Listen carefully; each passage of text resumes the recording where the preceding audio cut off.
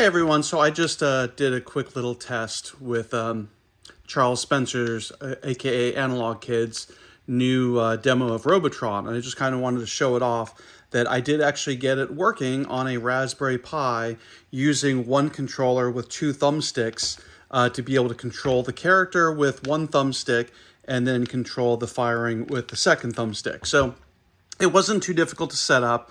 I'm using your basic standard Raspberry Pi 4. And all I basically did, but by the way, this plays awesome. Like it really plays really well. It's a very early demo. There's not a lot that's in here yet. But, you know, as someone like myself that did video game development for 22 years of my life, part of the important thing about putting demos out there early and getting like gameplay feedback is just to make sure that you're heading in the right direction. And so far, this really feels and plays just like the arcade version.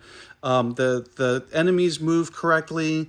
The artwork on the screen looks great. The movement of both your character and the firing is great. So again, for this being a pretty early demo and seeing how well this shows off gameplay, this has quite a lot of potential, and it looks great.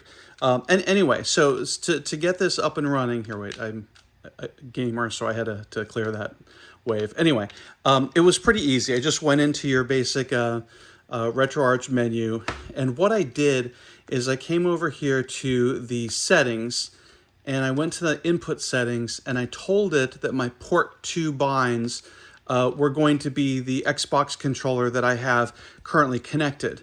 And I came down here, keeping in mind that I'm in port 2, but I told it that the traditional up, down, left, and right of port 2 was going to be the right analog stick here. So I just came up here and did up, down, left, and then right.